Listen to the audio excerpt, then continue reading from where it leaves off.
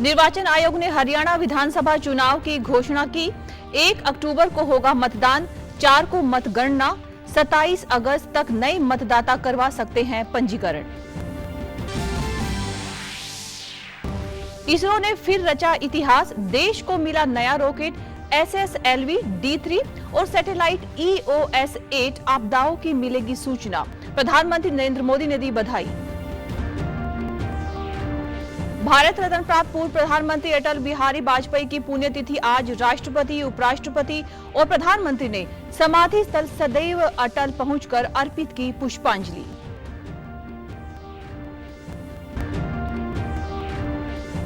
और 70वें राष्ट्रीय फिल्म पुरस्कारों की हुई घोषणा।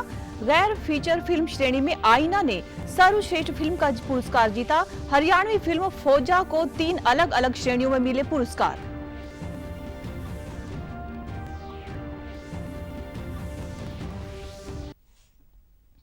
नमस्कार, मैं हूं पायल। अब समाचार विस्तार से। हरियाणा में विधानसभा चुनाव की घोषणा हो गई है। सभी 90 विधानसभा सीटों पर एक ही चरण में चुनाव होंगे।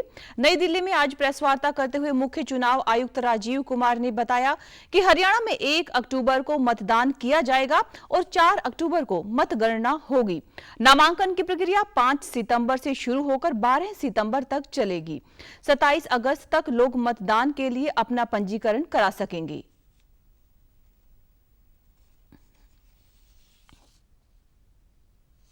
Exactly coinciding with the third phase of J&K, nomination being on 5th of September, last date of making nomination on 12th of September, date of poll 1st October, and date of counting coinciding with J&K on 4th of October, everything to be over on 6th of October.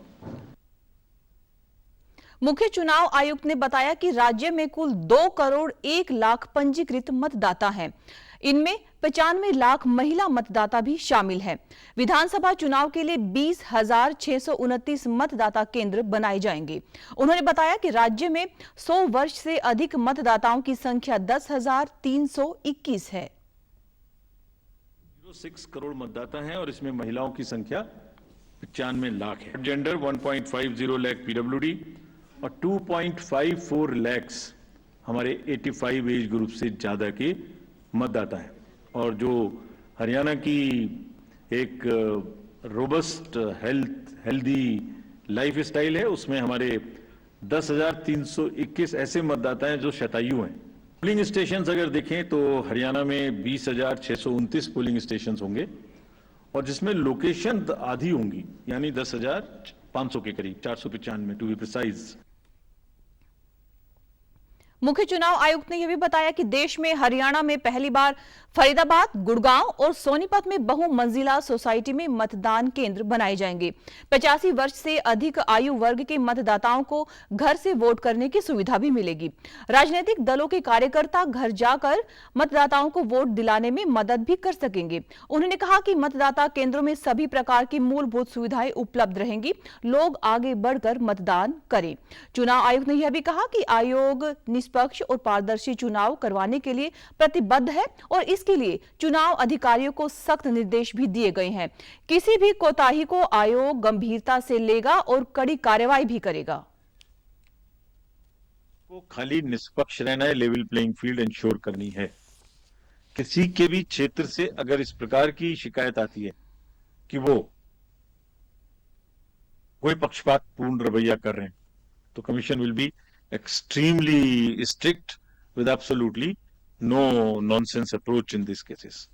Observers also, again, we will be emphasizing कि वो अपनी रहने की जगह, अपना phone number newspapers में publicise करें और कम से कम 1-2 घंटा एक दिन जरूर एक निर्धारित जगह पे बैठें ताकि कोई भी आके उनसे कुछ कह सके। Fake media, fake news and social media, you are all aware, we are also aware, now we are far more equipped to handle.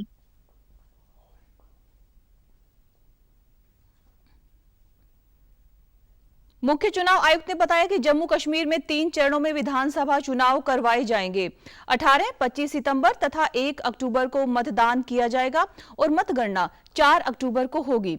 धारा 370 हटने के बाद जम्मू कश्मीर में 2019 के बाद विधानसभा चुनाव होने जा रहे हैं। हरियाणा में विधानसभा चुनाव की घोषणा हो चुकी है। आइए ज्यादा जानकारी के लिए चलते हैं हमारे संवाददाता गौरव पटवाल के पास।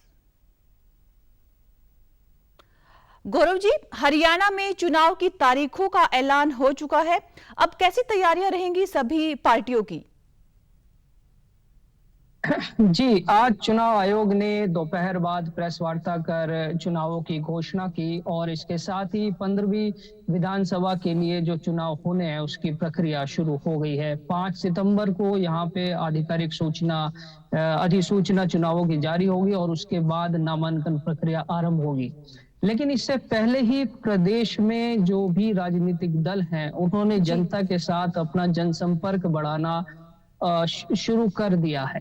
जो मुख्य राजनीतिक दल हैं वे कांग्रेस और बीजेपी माने जा रहे हैं, लेकिन इसी बीच आम आदमी पार्टी ने भी अलग से सभी 90 सीटों पर चुनाव लड़ने का ऐलान किया है और वे भी अलग अलग जगह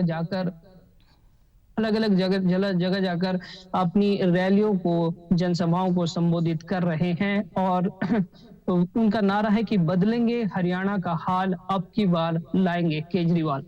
इसी प्रकार भाजपा भी जो है वो जो भी उसने विकास कार्य किए हैं अपने विकास के दम पर पिछले 10 वर्षों के दौरान, तो उसको लेकर जनता से आशीर्वाद मांगने के लिए जन आशीर्वाद रैली कर रही है। मुख्यमंत्री नायब सिंह सैनी ने भी हाल ही में ऐसी कुछ रैलियों को संबोधित किया और उन्होंने कहा कि हमने पिछले 10 साल के दौरान प्रदेश की सूरत बदली है।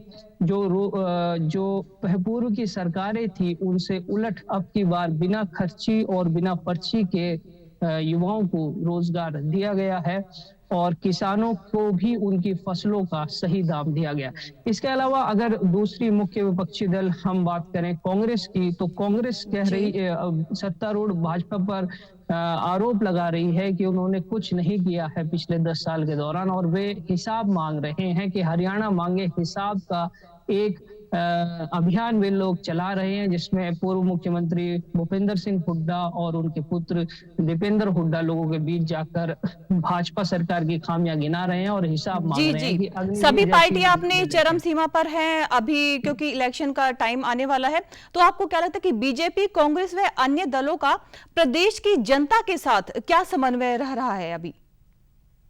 देखिए, सभी राजनीतिक दल पहले से ही, जैसे मैंने कहा, जनसंपर्क अभियान में जुटे हुए हैं, लेकिन आज चुनावों की घोषणा के बाद अब ये जो राजनीतिक रणनीतियां बननी है कि किस प्रकार से चुनाव लड़ा जाएगा, कैसे जनता के बीच किस मुद्दों को लेकर जाएगा, वो कहीं ना कहीं मोटा मोटा बिल्कुल स्पष्ट है। जैसे कि भाजपा अपने विकास कार्यों को लेकर जाएगी जनता के साथ, जो उसका एक बहुत बड़ा कैडर है उसके थ्रू वो जनता को रीच आउट करने की कोशिश करेंगे और इसी प्रकार से भी कांग्रेस और आप भी एक बड़ा समर्थन गांव लेवल तक जाकर जो है रैलियां कर रहे हैं। अलग अलग जो वर्ग हैं समाज के, उनसे जुड़ने की, उनके कार्यक्रम करने की, उनके मुद्दों को एड्रेस करने की जो है कोशिश कर रहे हैं। तो इस प्रकार का समन्वय वे समाज के सभी वर्गों के साथ बनाने की कोशिशें की जा रही हैं और आज ऐलान के साथ ही जो है ये रणनीति और ये अभियान अब बहुत तेज होने जा रहे हैं। तो गौरव जी, कांग्रेस पार्टी में जो गुटबाजी की खबरें आ रही हैं उससे पार्टी कैसे पार पाएगी, क्योंकि ये गुटबाजी लोकसभा चुनाव में खुलकर सामने आई थी? देखिए, कांग्रेस की पिछले 10 वर्षों के दौरान अगर हम देखें तो 2014 में उनको बेहद कम सीटें मिली थी, लेकिन 2019 के चुनाव में उन्होंने थोड़ा अपनी सीटें बढ़ाई। इस बार हर एक पार्टी ये उम्मीद कर रही है कि वे अपने दम पर ही सरकार बना ले, क्योंकि पिछली बार 2019 के चुनाव में बीजेपी बहुमत से थोड़ा पीछे रह गई थी और जेजेपी एक 10 सीटों के साथ एक ऐसी पार्टी बनी जो भाजपा के साथ आई और फिर 4.5 साल तक उस गठबंधन की सरकार चली। इस बार सभी पार्टियों की ये एक उम्मीद है, ये कोशिश रहेगी कि फुल मेजोरिटी की सरकार बने। तो कांग्रेस में थोड़ी सी जी गुटबाजी जी नजर आ रही है। जो कैंपेन वो चला रहे हैं उसमें हुड्डा परिवार के अलावा दूसरे नेता नदारत हैं वे नहीं दिखते हैं। और जी। कुमारी शैलजा जो सांसद चुनकर आई थी रिकॉर्ड वोटों से सिरसा से, उन्होंने ये कहा अपने पिछले बयानों में कि सभी को साथ लेकर चलना चाहिए। और जी गुटबाजी की थोड़ी तस्वीर तो निकल कर सामने आती है, लेकिन अगर हाईकमान इस पे थोड़ा कंट्रोल लगाए, वक्त रहते लगाम बिल्कुल लगा बिल्कुल। सके और सभी तो कैंडिडेट्स को टिकट बंटवारे में जगह दे, तो कहीं ना जी कहीं जी इस गुटबाजी से वो बच सकते हैं। तो ये थे हमारे संवाददाता गौरव पटवाल जी, जो हमें जानकारी दे रहे थे हरियाणा विधानसभा चुनाव की। हमारे साथ जुड़े रहने के लिए धन्यवाद गौरव जी। और आइए अब लौट पड़ते हैं अन्य खबरों पर। भारतीय अंतरिक्ष अनुसंधान संगठन ने अंतरिक्ष के क्षेत्र में अब एक और कीर्तिमान स्थापित कर दिया है। दरअसल इसरो ने अपने तीसरे और अंतिम महत्वपूर्ण उड़ान SSLV-D3 के माध्यम से EOSR नामक अर्थ ऑब्जर्वेशन सैटेलाइट को आज लॉन्च किया। आंध्र प्रदेश के श्रीहरिकोटा से इसे प्रक्षेपित किया गया। यह सैटेलाइट धरती की तस्वीरें लेगा और मौसम की भी जानकारी देगा। SSLV का मतलब है स्मॉल सैटेलाइट लॉन्च व्हीकल। ये रॉकेट छोटे सैटेलाइट लॉन्च करने के लिए बनाया गया है। EOS-8 सैटेलाइट में 3 खास उपकरण लगे हैं, जिसमें से पहला है इलेक्ट्रो ऑप्टिकल इंफ्रारेड पेलोड। यह दिन और रात दोनों समय धरती की तस्वीरें ले सकता है। इससे आपदा प्रबंधन, पर्यावरण, निगरानी व सुरक्षा में मदद मिलेगी। इसमें दूसरा उपकरण लगा है, वो है global navigation satellite system reflector payload. यह समुद्र की सतह, मिट्टी की नमी और हिमालय के ग्लेशियरों की जानकारी देगा।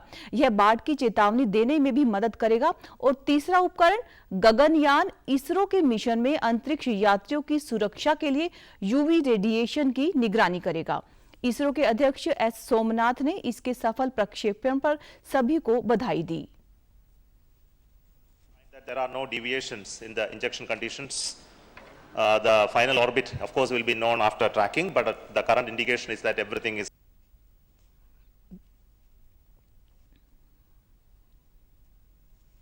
वहीं प्रधानमंत्री नरेंद्र मोदी ने एक्स पर अपने संदेश में कहा कि यह एक उल्लेखनीय उपलब्धि है। इसके लिए हमारे वैज्ञानिकों और उद्योग जगत को बधाई। यह बेहद खुशी की बात है कि भारत के पास अब एक नया लॉन्च वाहन है। लागत प्रभावी SSLV अंतरिक्ष अभियानों में महत्वपूर्ण भूमिका निभाएगा और निजी उद्योग को भी प्रोत्साहित करेगा। राष्ट्र आज पूर्व प्रधानमंत्री और भारत रत्न अटल बिहारी वाजपेयी को उनकी पुण्यतिथि पर श्रद्धांजलि दे रहा है। नई दिल्ली में सदैव अटल स्थित अटल बिहारी वाजपेयी की समाधि पर प्रार्थना सभा का आयोजन किया गया। राष्ट्रपति द्रौपदी मुर्मू, उपराष्ट्रपति जगदीप धनखड़ और प्रधानमंत्री ने सदैव अटल पर पूर्व प्रधानमंत्री अटल बिहारी वाजपेयी को पुष्पांजलि अर्पित की। लोकसभा अध्यक्ष ओम बिरला, राज्यसभा के उपसभापति हरिवंश और रक्षा मंत्री राजनाथ सिंह सहित अन्य प्रमुख नेताओं ने भी उन्हें श्रद्धांजलि दी। प्रधानमंत्री ने एक्स पर अपने संदेश में कहा कि अटल जी को राष्ट्र निर्माण के उनके अद्वितीय योगदान के लिए उन्हें अनगिनत लोग याद करते हैं। उन्होंने अपना पूरा जीवन यह सुनिश्चित करने के लिए समर्पित कर दिया कि हमारे नागरिक बेहतर गुणवत्ता वाला जीवन जिए। हम भारत के प्रति उनके दृष्टिकोण को पूरा करने के लिए काम करते रहेंगे। वहीं मुख्यमंत्री नायब सिंह सैनी ने भी अटल बिहारी वाजपेयी की पुण्यतिथि पर अपने आवास पर उन्हें श्रद्धांजलि अर्पित की।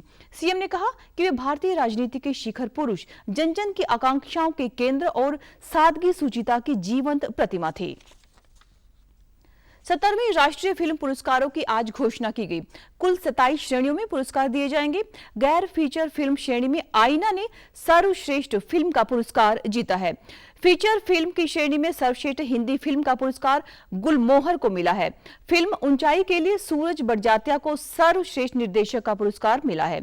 ऋषभ शेट्टी ने कन्नड़ फिल्म कंतारा में अपनी भूमिका के लिए सर्वश्रेष्ठ अभिनेता का पुरस्कार जीता है। हरियाणवी फिल्म फौजा को अलग अलग श्रेणियों में कुल 3 पुरस्कार मिले हैं।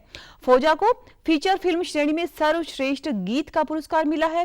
फिल्म के गीत लिखने के लिए गीतकार नौशाद सदर खान को राष्ट्रीय पुरस्कार दिया जाएगा। फिल्म फौजा को 2 अन्य श्रेणियों में भी पुरस्कार मिलेंगे। सर्वश्रेष्ठ डेब्यू डायरेक्टर के लिए प्रमोद कुमार को राष्ट्रीय पुरस्कार दिया जाएगा।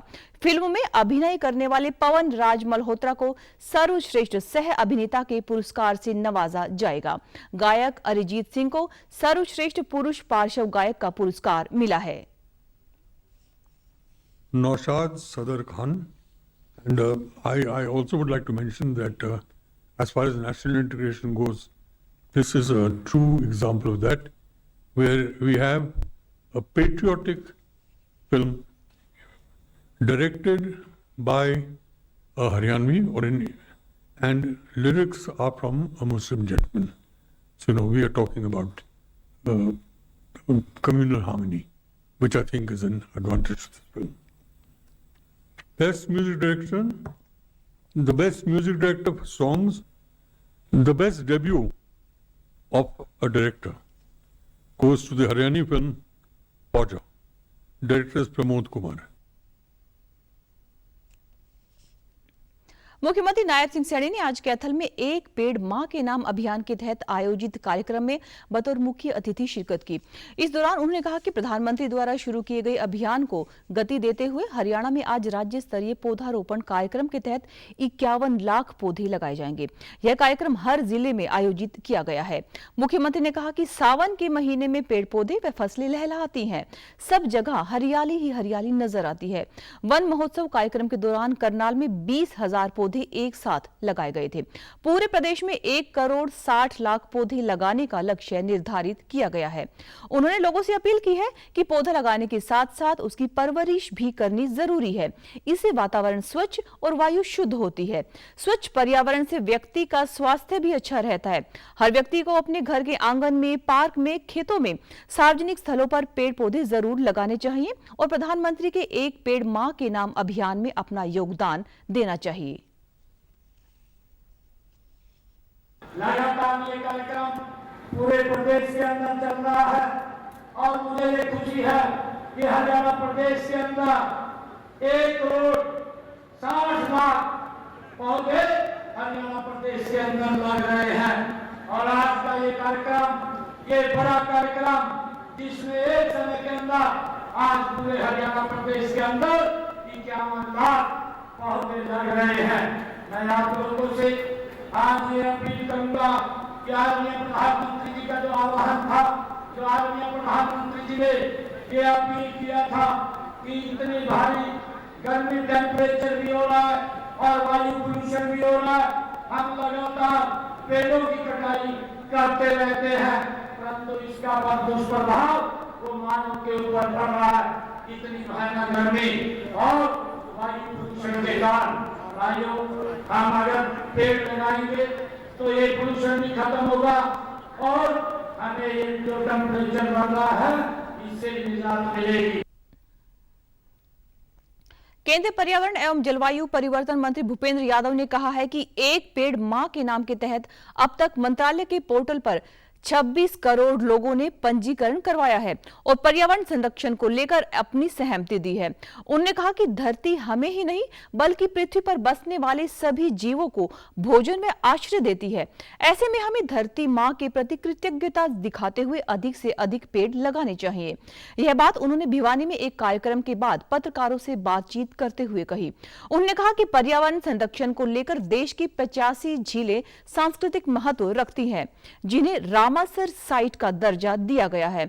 इनमें हरियाणा की रोहतक की भींडावास तथा गुड़गांव की सुल्तानपुर झील को यह दर्जा मिला है। अभी मैं पिछले हफ्ते आईआईटी के स्टूडेंट्स के बीच में गया था। मैंने एक 45 दिन का कैंपेन किया है, आइडिया फॉर लाइफ। उसमें save water, save food, healthy lifestyle, digital waste. अब ये सबके हाथ में प्लास्टिक के हैं, मोबाइल प्लास्टिक के हैं। 3 साल में एक आदमी भी अपने माइक और फ़ोन उठा के फेंकेगा तो 140 करोड़ ये जो एक जगह में जाएंगे, कितना बड़ा कचरा इकट्ठा होगा। इसलिए प्लास्टिक मैनेजमेंट, ई वेस्ट मैनेजमेंट, हेल्दी लाइफस्टाइल, फिर एनर्जी को भी सेव करना बहुत ज़रूरी है, क्योंकि एनर्जी हम पृथ्वी से उत्पादन करके लेते हैं। इसके लिए हम आइडिया फॉर लाइफ चलाते हैं और उसी में जो आपका प्रश्न आता है, आधा सुखाड़ है और आधे में बाढ़ है, जब हम हेल्दी लाइफ स्टाइल को दुनिया में टेक्नोलॉजी के साथ लेके जाएंगे तो अपने जो प्रकृति के संसाधन हैं उनका बेहतरीन प्रबंध कर पाएंगे। इस मौके पर एक प्रश्न के जवाब में उन्होंने कहा कि विनेश को मेडल ना मिलने का मुझे व्यक्तिगत तौर पर दुख है। उन्होंने कहा कि हम सभी खिलाड़ियों की भावनाओं की कद्र करते हैं और सभी का सम्मान करते हैं। साथ ही उन्होंने दावा किया कि हरियाणा में तीसरी बार भाजपा की सरकार बनेगी। स्वतंत्रता दिवस पर लाल किले की प्राचीर से एक बार फिर पीएम मोदी के वन नेशन वन इलेक्शन के आह्वान को भूपेंद्र यादव ने सही और जरूरी बताया। वहीं हिडनबर्ग की नई रिपोर्ट को लेकर कहा कि यह एक षड्यंत्र है जिसके बारे में पहले ही बताया जा चुका है। रिपोर्ट आई है, कांग्रेस के समय में भी जो रिपोर्ट आई है वो पार्लियामेंट स्टैंडिंग कमेटी की सभी पार्टियों के लोग उसमें सदस्य होते हैं। लॉ कमीशन की भी रिपोर्ट आ चुकी है। तो मुझे लगता है कि देश में कंसिस्टेंसी और कंटिन्यूटी के लिए एक देश एक चुनाव के विषय को जो सरकार ने किया है, माननीय प्रधानमंत्री जी ने भी आज देश में हमें लाल किले के संबोधन में एक संकल्प के रूप में दिया है, उस पर आगे बढ़ना चाहिए। और मुझे लगता है ये सरकार एक व्यापक सहमति के साथ इसको आगे बढ़ाएगी। बहुत दुख है, नहीं, हम अपने खिलाड़ी के प्रति बड़ी भावना रखते हैं, सम्मान रखते हैं। व्यक्तिगत रूप से हम बहुत दुखी हैं। वित्त मंत्री जेपी दलाल ने आज एक पेड़ मां के नाम अभियान के तहत गुरुग्राम के गांव बसई में आयोजित जिला स्तरीय कार्यक्रम में पौधा लगाकर लोगों को पर्यावरण संरक्षण का संदेश दिया। इस अवसर पर उपरोक्त अभियान के नोडल अधिकारी हितेश कुमार मीणा, डीएफओ विजेंद्र ने भी पौधा लगाकर अभियान में सहभागिता निभाई। इसके उपरांत कैथल से राज्य स्तरीय कार्यक्रम में मुख्यमंत्री नायब सिंह सैनी का लाइव संबोधन भी दिखाया गया। वित्त मंत्री ने कहा कि यह अभियान अब पूरे देश में जन आंदोलन बन गया है। यह अभियान हमारी धरती माता के प्रति हमारी श्रद्धा के भाव का प्रकटीकरण है। आज पूरे देश में हर व्यक्ति अपनी मां और धरती मां के नाम से पौधा लगाकर उन्हें प्रणाम कर रहा है। ग्लोबल वार्मिंग के कारण प्रकृति में जो व्यापक बदलाव हुए हैं उन्हें पुनः पटरी पर लाने के लिए इस अभियान में भाग लेकर ज्यादा से ज्यादा पौधे लगाने चाहिए। प्रधानमंत्री आदरणीय नरेंद्र मोदी जी ने जो आह्वान किया है कि पर्यावरण को बचाना है, पेड़ लगाने हैं, और हरियाणा सरकार ने कहा है कि एक पेड़ माँ के नाम, जिससे पेड़ की सेवा भी इसी तरह से की जाए जैसे अपने माँ बाप के प्रति श्रद्धा लोग रखते हैं, तो निश्चित तौर पर हमारा प्रदेश जो हरा भरा हो जाएगा और आने वाली पीढ़ियाँ अपने पूर्वजों को भी याद करती रहेंगी और माँ समझ के उसकी सेवा करती रहेंगी। ये बहुत अच्छा कंसेप्ट है, बहुत अच्छा प्रोग्राम। पेड़ लगाएं और आप उसको बचाएं नहीं तो ये तो दोहरा नुकसान होता है। उधर शिक्षा मंत्री सीमा त्रिखा ने पलवल में केएमपी इंटरचेंज पर एक पेड़ मां के नाम अभियान के तहत पौधारोपण किया। इस अवसर पर उपायुक्त हरीश कुमार वशिष्ठ सहित जिला प्रशासन के अन्य अधिकारी भी मौजूद रहे। सीमा त्रिखा ने कहा कि पेड़ हमारे जीवन का आधार है। प्रदेश सरकार ने धरती को हरा भरा बनाने के लिए ऑक्सी वन बनाने का निर्णय लिया है। एक पेड़ मां के नाम अभियान को सफल बनाने में हर नागरिक को सहयोग देना चाहिए। और आज हम पलवल ज़िले में खड़े हैं और पलवल ज़िले में आज लगभग 2.5 लाख पेड़ लगाने का टारगेट है और इसके साथ साथ पूरे हरियाणा में आदरणीय मुख्यमंत्री श्री नायब सिंह सैनी जी के माध्यम से हरियाणा 51 लाख पेड़ पौधे लगाएगा। तो मुझे लगता है कि सावन का महीना आता है तो धरती का श्रृंगार शुरू हो जाता है और उस धरती के श्रृंगार में सबसे बड़ी खूबसूरत चीज़ पेड़ है, चाहे अगर वो फूलों वाले होते हैं तो खूबसूरती बढ़ाते हैं। प्रधानमंत्री नरेंद्र मोदी द्वारा शुरू किए गए एक पेड़ मां के नाम अभियान के तहत आज हिसार जिले के चौधरीवास गांव में स्वास्थ्य मंत्री डॉक्टर कमल गुप्ता ने पौधारोपण किया। गांव की व्यायामशाला में आयोजित इस कार्यक्रम में ग्रामीणों ने भी बढ़ चढ़कर भाग लिया और पौधारोपण किया।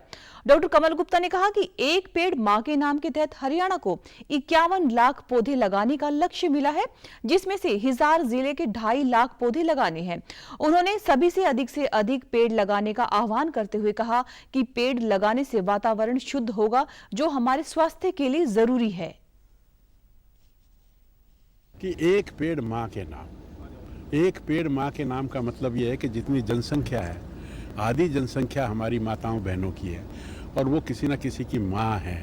तो इसलिए हरियाणा ने 51 लाख का टारगेट रखा है और इस जिले को टारगेट दिया तो 2.5 लाख का था, लेकिन 3 लाख इन्होंने डीसी साहब ने कहा है कि हम लगाएंगे। तो ये एक पेड़, सभी से मेरी आपके माध्यम से अपील है कि एक पेड़ माँ के नाम जरूर लगाएं।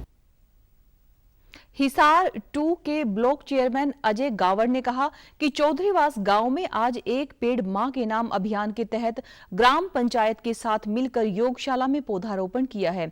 उन्होंने अभियान के तहत सभी युवाओं से अपील करते हुए कहा कि अधिक से अधिक पेड़ पौधे लगाएं ताकि आने वाली पीढ़ी को हम शुद्ध वातावरण दे सकें। युवाओं से एक आह्वान करता हूं कि ज़्यादा से ज़्यादा पेड़ पौधे लगाएं ताकि आने वाली पीढ़ियां हमें याद करें और उनको अच्छी शुद्ध वातावरण मिले, शुद्ध हवा मिले, स्वास्थ्य अच्छा रहे। ग्रामीणों ने कहा कि एक पेड़ मां के नाम अभियान शुरू करना बहुत ही सराहनीय कदम है। मां के नाम पेड़ लगाने से हमारी भावनाएं भी उस पौधे से जुड़ी रहती हैं और हम उसकी देखभाल भी बेहतर तरीके से करते हैं। हर व्यक्ति को अपने जीवन में एक पेड़ जरूर लगाना चाहिए। सराहनीय कार्यक्रम है क्योंकि एक पेड़ माँ के नाम, इससे हमारी एक जो भावना है वो जुड़ी रहती है और एक पेड़ के अच्छी तरह से हम उसकी देखभाल करेंगे तो पेड़ ही हमारा एक जीवन का एक बहुत जीने की कला, जिसमें हमारा मतलब एक बहुत योगदान होता है। प्रधानमंत्री नरेंद्र मोदी द्वारा शुरू किया गया एक पेड़ मां के नाम अभियान अब जन अभियान बन गया है। अभियान के तहत आज कुरुक्षेत्र में एनआईटी और पुलिस लाइन में पौधारोपण कार्यक्रम का आयोजन किया गया। पुलिस लाइन में आयोजित कार्यक्रम में राज्य मंत्री सुभाष सुधा ने पेड़ लगाते हुए कहा कि एक पेड़ मां के नाम अभियान एक बड़ी मुहिम है। उन्होंने लोगों से अपील करते हुए कहा कि हमें ज्यादा से ज्यादा पेड़ लगाने चाहिए ताकि वातावरण को शुद्ध रखने में मदद मिल सके। 1000 पेड़ पुलिस लाइन में लगाए गए। मैं धन्यवाद करता हूं आकाश इंस्टीट्यूट का, जिन्होंने मिलकर इसमें कार्य किया। पूरे प्रशासन ने एक पेड़ मां के नाम लगाने का जो प्रधानमंत्री नरेंद्र मोदी जी ने हमें मार्गदर्शन दिया, उसके लिए मैं तहे दिल से मां जी का धन्यवाद करता हूं। पौधा लगाना बहुत जीवन के अंदर हुई है। हमें ऑक्सीजन जो मिलती है तो वृक्षारोपण के द्वारा मिलती है। वृक्षारोपण हर आदमी को, इंसान को करना चाहिए। आज हेल्थ को अच्छा रखने के लिए भी वृक्षारोपण का होना अच्छा है। देख रहा था जिस प्रकार से फॉरेस्ट डिपार्टमेंट ने एक पौधा जो लगाया है, अलग से मेडिसिन मिलती है। ऐसे पौधे लगाने हमारे लिए बहुत जरूरी है। मैं जनता से अपील करूंगा, एक पौधा पेड़ अपनी माता जी के नाम अवश्य लगाएं। वहीं फरीदाबाद जिले में भी एक पेड़ मां के नाम अभियान के तहत 2.5 लाख पौधे लगाए जाएंगे।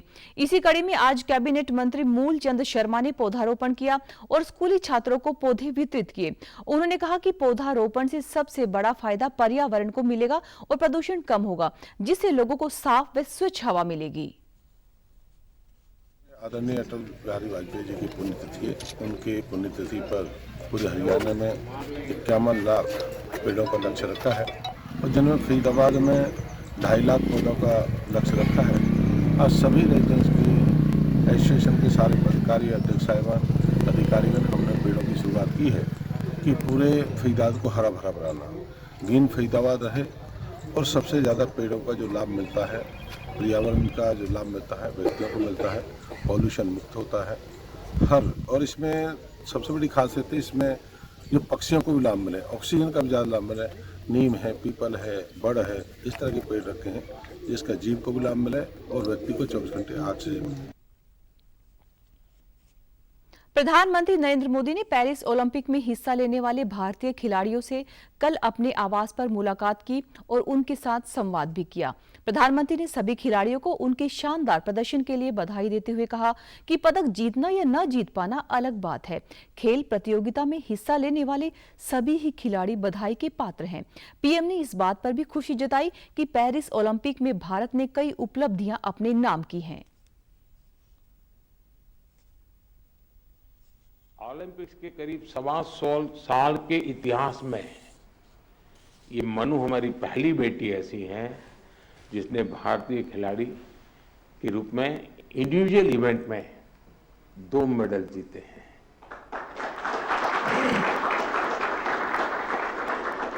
हमारा नीरज पहला ऐसा भारतीय खिलाड़ी है जिन्होंने इंडिविजुअल इवेंट में गोल्ड और सिल्वर जीते। हॉकी में भारत ने 52 साल बाद लगातार 2 बार मेडल जीते कंटिन्यूसली। अमन ने केवल 21 साल की उम्र में मेडल जीत करके देश को बिल्कुल इतना प्रसन्न कर दिया है। और अमन के जीवन के विषय में आज देश जानने लगा है, तो उनको लग रहा है कि भाई व्यक्तिगत जीवन की कठिनाइयों से भी इंसान अपनी यात्रा को, स्वप्न को, संकल्प को सिद्ध कर सकता है।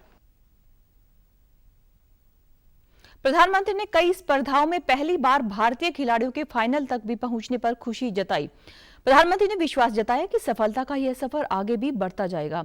उन्होंने खेलो इंडिया जैसे प्रयासों से मिली कामयाबी को भी सराहा। भारतीय बनी जो कुश्ती में फाइनल तक पहुंची, ये भी हमारे लिए बड़ा गर्व का विषय है।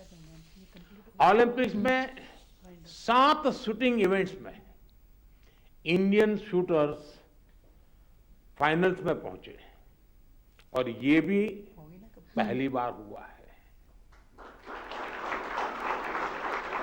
इसी तरह तीरंदाजी में धीरज और अंकिता पदक के लिए खेलने वाले पहले भारतीय तीरंदाजी बने।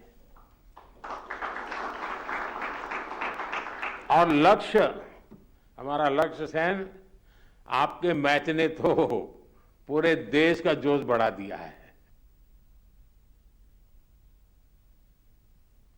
समाचारों में आज के लिए बस इतना ही। नमस्कार।